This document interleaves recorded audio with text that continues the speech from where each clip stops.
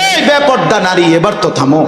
আরে বেহায়া নারী, 11টা মাস তো বাজারে বাজারে ঘুরলা, মার্কেটে মার্কেটে ঘুরলা, একটা মাস থাকো। শয়তান ইবলিস শয়তান আমাদের মাদেরকে, নারীদেরকে, আমাদের বোনদেরকে বুঝাইছে যে রমজান মাসের একটা পবিত্র মাস, এটা হইল ঈদের দিনের কাপড়, শাড়ি, গহনা, অলংকার, জুতা, এগুলো কিনবার জন্য রমজান, ঈদের দিন পালন করার জন্য। আল্লাহর কসম, রব্বে কাবার কসম, এটা ইবলিস বুঝাইছে, শয়তানে বুঝাইছে, এটা শয়তানে বুঝাইছে। রোজার ঈদের সাথে নতুন কাপড়ের কোনো সম্পর্ক নাই। আল্লাহর কোরআন, রাসূলের হাদিস, এখানে সব ওলামায়ে কেরাম আছে। নতুন ইনটেক ঈদের দিন সকালবেলা খুলবে এরকম প্যান্ট হইতে হবে, জামা হইতে হবে, এরকম শাড়ি গহনা হইতে হবে, এমন কোনো কথা পৃথিবীর কোনো কিতাব, মাড়ির তলে চাঁদের দেশে কোথাও নাই, কোথাও নাই। এটা শয়তান বানাইছে, এটা ইবলিস বানাইছে।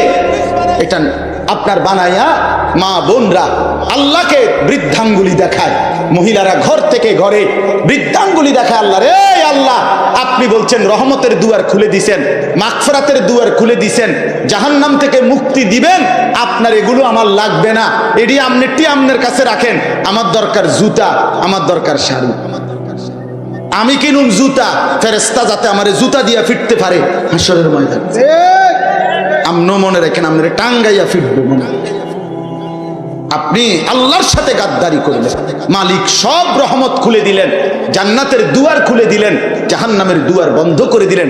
আপনি এটাকে ঠাট্টা মনে করলেন, আপনি এটারে তামসা মনে করলেন, আপনি এটারে খামখেয়ালি মনে করলেন। এই জন্য আল্লাহ রসুল সাল্লাল্লাহু আলাইহি সাল্লাম বলছে, জিব্রাইল রমজানের শেষ টাইমে আইসা, শুনছেন আপনারা কত এই হাদিস, শেষ বেলায় আইসা জিব্রাইল বলছে, হে আল্লাহর নবী, এত বড় রমজানকে পেল অথচ গুনাহ মাফ করাইলো না, কদর করলো না, জাহান্নাম থেকে বাঁচার চেষ্টা করলো না। ওই নাফরমানের উপরে আল্লাহর লানত, ওই নাফরমানের উপরে সমস্ত ফেরেশতা, আমি জিব্রাইলেরও লানত। রাসূল বলছে, হ্যাঁ জিব্রাইল, আজ আর আমিও সইতে পারলাম না, আমি রাহমাতুল লিল আলামিন হওয়ার পরেও আমিও বললাম আমিন, আমি মুহাম্মদেরও লানত। যা বেঈমান, আমি তোকে আর কত সুসংবাদ শুনাইতাম উম্মত, আমি রমজানকে কেন্দ্র করে কত কিছু, কত মর্যাদা বলছি, তুই কোনো কদর করলি না, তুই এটাকে পাত্তাই দিলি না উম্মত। যা, তোর উপরে আল্লাহরও লানত, ফেরেশতারও লানত, রাসূলেরও লানত। আল্লাহ আমাদেরকে বুঝ দান করেন। সময় হচ্ছে একটি ধারালো কর্তনকারী তরবারির মতো। তিনি বলছেন বুঝাইয়া, তুমি যদি সময়কে কাটো, ভাগ করো, কাজে লাগাও, তাহলে তুমি সময়কে কাটলা, যে এই 1 ঘন্টা আমি এই করব, এই 1 ঘন্টা আমি এই কাজ করব, এই আধা ঘন্টা আমি এই কাজ করব, 2 ঘন্টা আমি বিশ্রাম করব।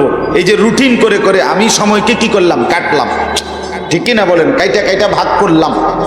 তুমি যদি সময়কে কাটো তাহলে তো তুমি কাটলা, আর নয়তো সময় তোমাকে কাটতে কাটতে চলেই যাবে, চলেই যাবে। হয় তুমি কাটো, নয় তোমাকে সে কাটে। তুমি হয় ভাগ করো, রুটিন করো, জিন্দেগির হিসাব কিতাব করো, আর নয়তো সে তোমাকে পার করে চলে যায়। তোমাকে ঘুমে রেখেই 6 ঘন্টা নাই, 6 ঘন্টা নাই, তোমার এই সোয়াত রেখেই 7 ঘন্টা নাই। এই জন্য গাফেলদের জীবনে কোনো বরকত নাই। মোবাইলের ছবি চাইতে আছে তো চাইতে আছে, রাত বাজে গেছে 3টা, সেই নর্তকীর ছবি দেয়। এরপরে ঘুম দিছে, হোতা দিছে তো হোতা, বাজে গেছে সকাল 9টা 11টা। বেকুবের কোনো পূর্ব নাই, পশ্চিমও নাই, উত্তর নাই, দহি নাই। কথা আড্ডা দিছে তো দিতেই আছে, গপ মারতে আছে তো গফে মারে। মানে এই এক ধরনের ফালতু জিন্দিগি। কিছু যুবক, কিছু ইয়াং ছেলে মেয়ে, এদের জিন্দিগি এটা অপদার্থের জিন্দিগি। কি করে, আসে না কান্দে, কি করে, নিজেই সারাক্ষণ নিজের ছবি তোলে, নিজেই নিজের চুল নিজেই ফিরা, চুলে রাখছেই বড়, আবার নিজেই এটার একটু পর পর ফিরা, আবার মোটর সাইকেলের সাইডে দাঁড়াইয়া ছবি তোলে, আবার হাসে, হাতালগি দেয়, আবার গাড়ির উপরে আপনি শুয়ে রইল, আবার হাঁটে, আবার আজ্ঞায়, আবার বাঁকা হয়। আমার কাছে পুরা মনে হয় যে প্রতিবন্ধী, তার খুব দ্রুত মানসিক চিকিৎসা দরকার। এমন কারো দরকার হইলে পাবনার বাস্তবিক অর্থে নাম্বার আমার দ্বারা আছে না, খামখেয়ালি দুষ্টামি করে কই। আমি পাবনা গেছি গত বছর আগস্ট মাসে, একদিন পুরা ছিলাম, বয়ানও করছি, এবং আসর থেকে মাগরিব মেন্টাল হসপিটাল, যেটা পাবনা মানসিক হাসপাতাল, বাংলাদেশের সবচেয়ে বড় না পাগলের হাসপাতাল, ওইটা দেখছি আমি 1-1.5 ঘন্টা। ওরা আমার জন্য অনুমতি নেওয়াইছে, ওই মাহফিলওয়ালারা দেখাইছে আমার তো কাজে হ্যাগো নম্বর আছে আমাদের। আপনি যদি পাগলের উপযুক্ত ঠিকানা চান, নম্বর দরকার, তাহলে আমার নামার পরে আমার নাম্বার নিয়ে চিকিৎসার জন্য। এই যে ফালতু, এই যে অপরিকল্পিত এক জিন্দিগি, এটা কোনো সুস্থ স্বাভাবিক মানুষের জীবন হইতে পারে। মুমিন তার জিন্দিগি হিসাব করা। ইন্নাস সালাতা কানাত আলাল মুমিনিনা কিতাবাম মাওকুতা, আল্লাহ তাআলা সরাসরি বলছে, নিশ্চয়ই নামাজ মুমিনদের উপরে ফরজ করা হলো ওয়াক্ত হিসাব করে, ওয়াক্ত সময় হিসাব করে। ওয়াক্ত না হলে নামাজ ফরজ হয় না, ওয়াক্ত হলে নামাজ পড়ে নিতে হয়, ওয়াক্ত ছুটে গেলে নামাজ কাজা হয়ে যায়, বাদ হয়ে যায়। সময়কে ধরতে হয়, সময়কে ধরতে হয়। এজন্য বাপ, আমি আপনাদের কাছে অনুরোধ করলাম, প্রত্যেকের কাছে জিন্দিগির কদর করে। প্রতি মিনিট আপনার, প্রতি সেকেন্ড আপনার। আপনি মরে গেলে, আমি তো প্রায় বলি, আপনি আমি মরে গেলে এরপরে পৃথিবীর সব মানুষ যদি মঙ্গল গ্রহেও চলে যায়, সবার বাড়িঘর দুয়ার চাঁদের দেশে হয়ে গেছে, পৃথিবী আধুনিক হইতে হইতে এখন আর মাটিত নাই, পৃথিবীর সবাই এখন থাকে কোথায়?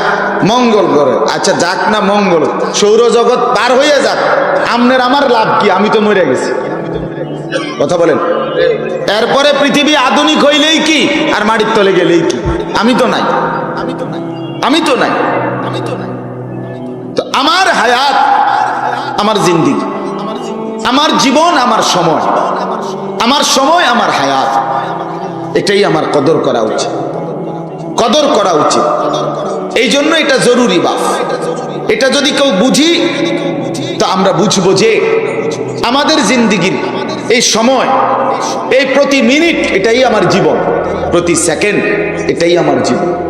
এই জন্য কোরআনুল কারীমের ওয়াল আসরি সূরা আপনারা অনেকেই পারেন, সূরা আসর, ওয়াল আসর ইন্নাল ইনসানা লাফি খুসর ইল্লাল্লাযীনা আমানু ওয়া আমিলুস সালিহাত ওয়া তাওয়াসাউ বিল হক ওয়া তাওয়াসাউ বিস সবর।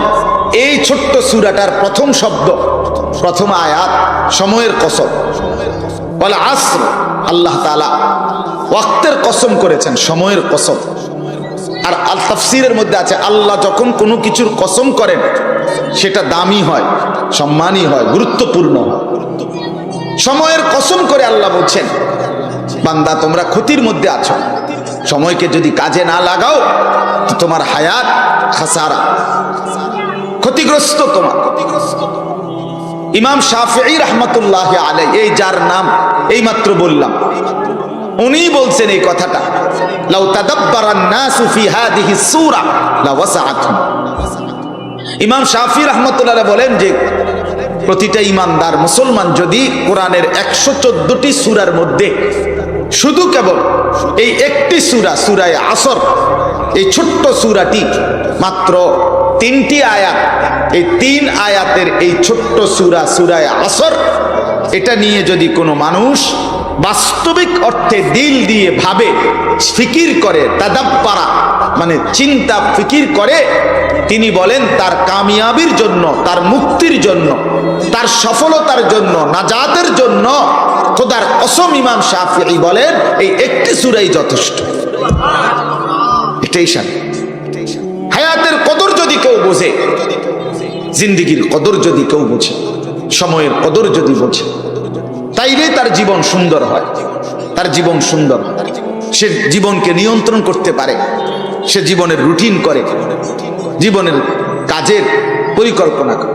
আমাদের বাংলাদেশের একজন অন্যতম বুজুর্গ আছেন, আমাদের ফুলছোয়ার হজরত, ঢাকা ফরিদাবাদ মাদ্রাসার প্রধান মুফতি, বাংলাদেশের শ্রেষ্ঠ বুজুর্গদের অন্যতম শেখুল হাদিস পীরে কামেল আল্লামা মুফতি আবু সাঈদ দামাত বারাকাতুহুমুল আলিয়া ফুলচুয়ার হজরত বলে, হজরতের জীবন যে কেউ খবর নিয়েন, আমি অসংখ্যবার খবর নিছি, ওনার তালেবে ইলম ছাত্রদের সাথেও দেখছি, আমি নিজেও দেখছি। আমি হজরতের কাছে একবার রমজানে 10 দিন এতেকাফ করছি, রমজানের শেষ দশক, চাঁদপুর ফুলছোয়া হজরতের বাড়ির